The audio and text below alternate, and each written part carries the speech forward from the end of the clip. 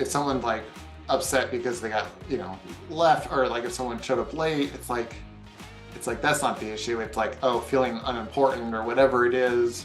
And like you mentioned your other example of like hearing no from anyone, whether we ask someone out, it's like having the self-awareness to not wrap an extra meaning around those two letters NO, which is a hard lesson because it's easy to be like, oh, they don't want me. And then, I know for me, I know in the past I've like weave my own story around, but it's like, no, it's just NO, it's just two little characters. Welcome to another episode of WyzeCast, the show that elevates voices, shines the light, showcases the gifts of our heart-centered guests, and amplifies the positive differences they are making in the world.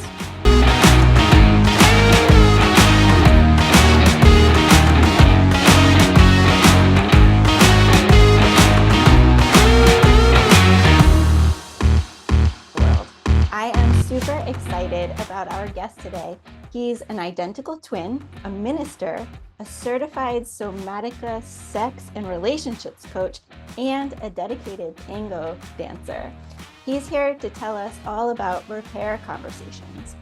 If you don't know what these are, folks, you're not alone. I didn't know either, but our guest is here to change that because they will increase the depths of your connections, regardless of whether the type of relationship or connection is friends, family, or romantic.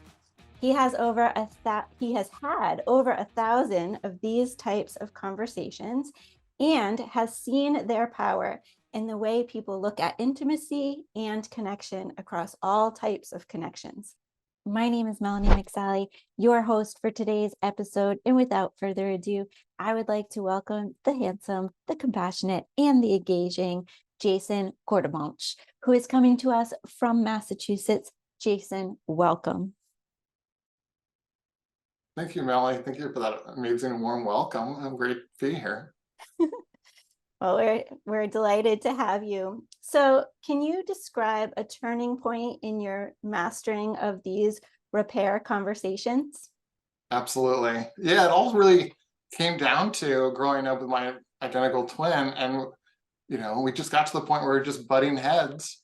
And it's like, for people that know identical twin, we share the same DNA. So it's like having this idea like, oh, I can't replace you. We have to figure this out. Really kind of sparked this idea about like, what are we going to do? And because saying sorry wasn't fixing anything. And so out of that desperation of us both choosing back, we stumbled into repair conversations. We didn't call them that, it was decades later, but yeah, it was really just that incident that really sparked my interest of like, what are we going to do? I can totally relate. I have siblings. I have one sibling. She's not a twin of mine. And thankfully for me, we're 7 years apart. So, if we were having a fight, we didn't share the same social circles. So we could just be like, see you, bye. But I would imagine that you're sharing circles with your brother since you're the same age and identical. Oh, absolutely. The way I explain to people, it's like having your best friend over all the time and they look like you. And when you get sick of them, you can't send them home. It's the easiest way I can explain what it's like having a twin. Oh, that's awesome. How did your personal experiences shape your understanding of intimacy and relationships, particularly in light of the lessons from the Don Miguel Ruiz book, The Mastery of Love? Yeah, that's a great question.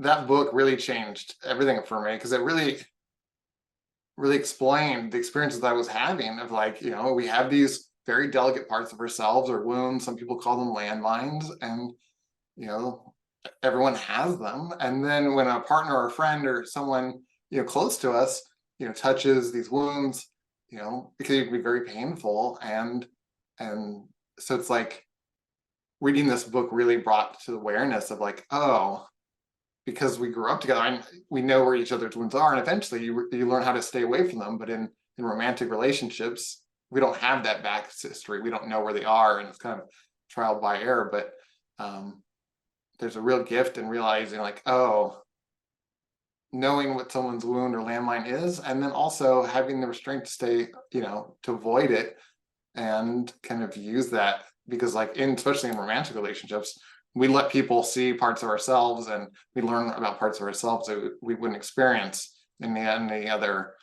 connection. So, we've been friends for a while, and so I know you and your brother. And I've heard you say before that sometimes, because even though you're identical twins, you each have different strengths and weaknesses, or landmines, as you want to call it. Although I don't really like that term because it seems so destructive. Um, but I've heard you say that sometimes you would rely on your brother because he would have strengths where you have weaknesses, and vice versa. So how does this repair conversations help you with your own personal growth and development? I find it helps everywhere, because it allows you to really kind of get past, you know, the specifics of the action and really kind of get to a bigger perspective of like, what's the issue behind the issue. And so by having these kinds of conversations and really learning about our wounds, our or my brother calls them buttons, I'm going to poke your button. And it's the funny thing is I don't have, because of our history with my twin brother, he knows that if he's pushing one. And so it's like, I don't have to give him the satisfaction. He knows where they are. But it's one of those things that it's like, once we learn where a partner's buttons are, then we can be careful to stay away from them. But it's part of intimacy. It happens. And learning how to have a repair and talk about the feeling, or the feeling behind the feeling, really kind of creates a space to really kind of share parts of ourselves with people that matter to us, and really learn, but also kind of heal those parts of ourselves that still need a little more loving. The term kind of explains what repair conversations are, but just in case any of us are kind of like, well, what are they like officially? Is it like the name? Is it just, repairing something, or what's your technical definition for repair conversations in layman's terms, please? Really, in layman's terms, a repair conversation is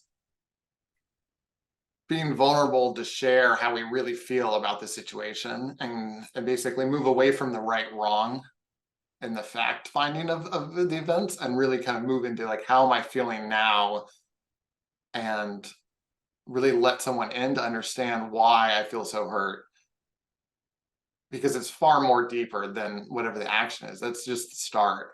And so there's a beautiful moment when you can get to the point where you can really hear someone really share about how do they really feel.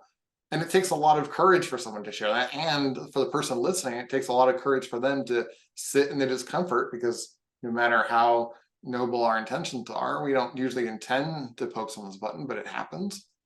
And to really sit in it with compassion and give them the space to share without defending ourselves is, two of the very first components that really kind of start to help change the conversation from defensiveness to understanding. Yeah, I love that, because in my opinion, there is no right or wrong. There's just different perspectives, right? So we can feel very lonely if we're not heard and understood. So being able to be vulnerable and share the core of the onion, and then have somebody truly listen and hear you, and validate you, I think is a good step in both developing, right? It's not even necessarily repairing, but just growing.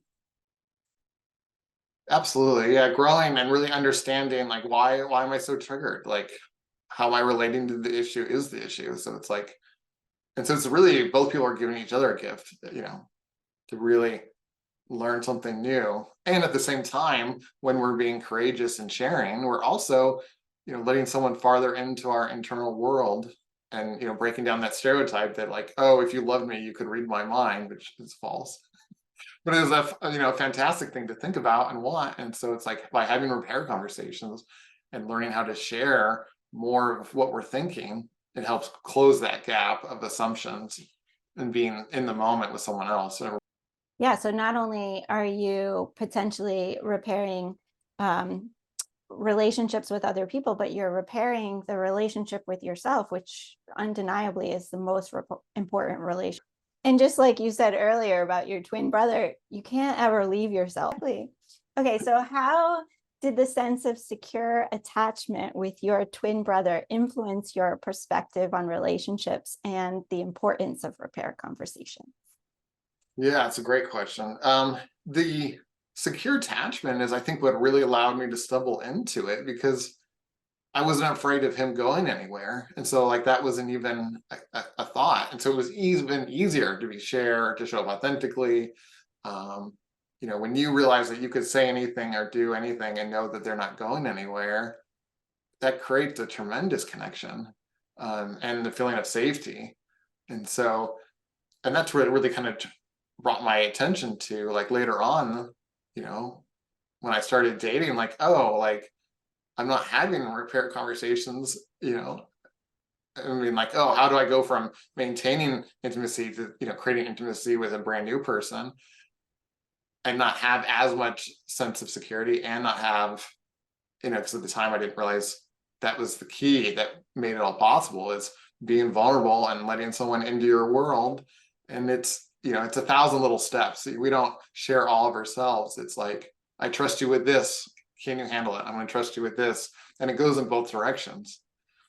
So you had your twin brother, and you know, siblings, you know, they have to love us whether they like it or not. And so if somebody doesn't have a sibling, you know, how might they go about starting to have these conversations, because they might not feel like they can trust somebody, or like how can they start weeding these waters of figuring out who to practice on, so to speak? That's a great question, because it's the easiest place to practice is in our close friendships, places that we feel safe, whether it's a familiar family relationship or a close friendship, places where people have already earned the trust to hear parts of our story. I love what Brene Brown talks about. That it's like people that, you know, we share with people that have shown up and, you know, earned the right to hear our story. I think that's a great place to start, because that's a really safe space to kind of explore these things. And they're hard and messy, and repair conversations takes practice. And so you want to practice with someone that because you're going to mess it up, because being courageous and being vulnerable is two easy words to say, but actually doing it, you know, takes courage. Yeah, yeah, yeah. Relationships are hard. I mean, it's hard enough being in a relationship with self, no matter with other people and for long periods of time, right?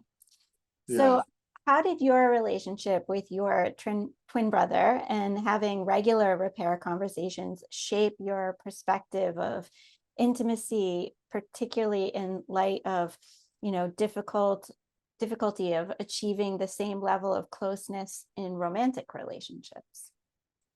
Yeah, it really just brought my attention to, oh, I had no idea what I was doing. And at the same time, I was like, but because of having the reference point of like, I understand the level of understanding and connection that you can share, and like to be seen and understood by another person, and then wanting to be seen and understood at a similar level from, you know, a romantic partner, and realizing that that gap was so different. And I was like, how come? And that's what really sparked the question and the exploration, of like, there has to be more here, because I want a deeper connected partnership.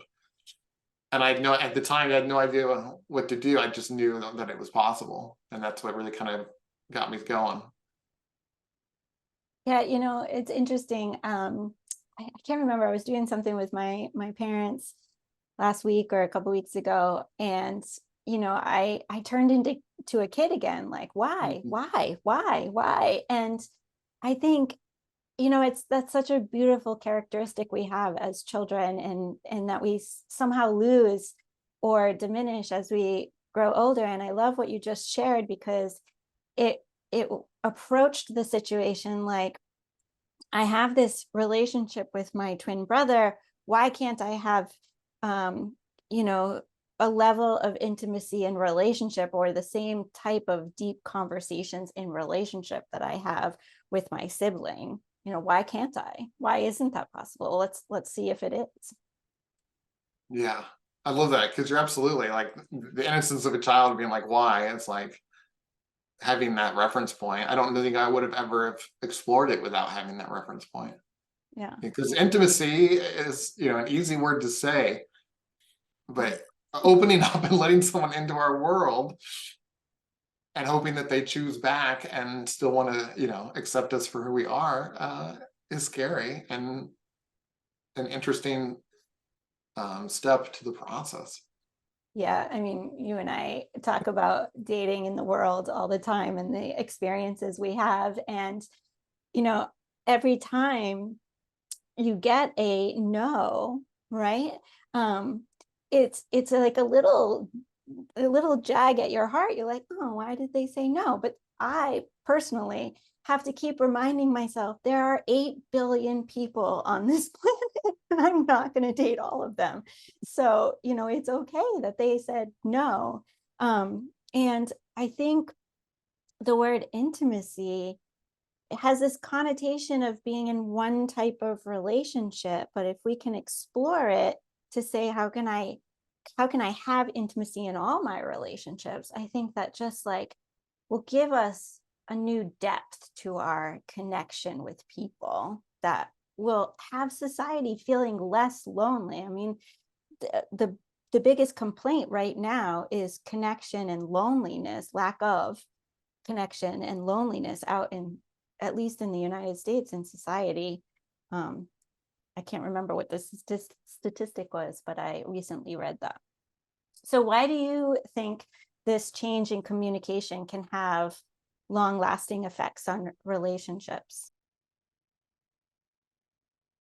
So it's because it goes past the surface level thing and actually gets to the issue behind the issue. It's like, you know, if someone's like upset because they got, left, or like if someone showed up late, it's like that's not the issue. It's like, oh, feeling unimportant or whatever it is. And like you mentioned your other example of like hearing no from anyone, whether we ask someone out, it's like having the self-awareness to not wrap an extra meaning around those two letters no, which is a hard lesson, because it's easy to be like, oh, they don't want me. And then, I know for me, I know in the past I've like weave my own story around, but it's like, no, it's just no, it's just two little characters. True. It's like two little letters, but yet they have such a broad impact, whether it's like, I will not do that for you. I will not take on that work for you. I will not do it for that amount of money, or I will not date you. They all have like this huge impact on the receiver of those messages. And those are just few examples. And I think that's why it's so hard for people to say it, let alone hear. So, how do you see the role of self-awareness and expressing feelings in the process of learning these repair conversations? Oh, it's fundamental. You have to develop the self-awareness, because I have to figure out what I'm doing or not doing. And the first part is really like realizing, like, am I in an emotional conversation? Am I too triggered and out of my capacity? It's like, because it's like, if I'm too triggered, I can't have a repair conversation. I need to calm down. Um, and then having the courage to come back and bring it up. But it definitely, the awareness piece is key. Um, Especially when we think about, and we can use this in all aspects of our lives, it's like how we've created, promoted, or allowed, like just having the awareness of how I've showed up, is an interesting thing to think about, especially in relationships, because the other person didn't do 100% of it, I didn't do 100% of it. Like, it's this really tricky blend, and I think that's why it's so important, especially like when giving feedback, like sticking with I or for me statements versus you did.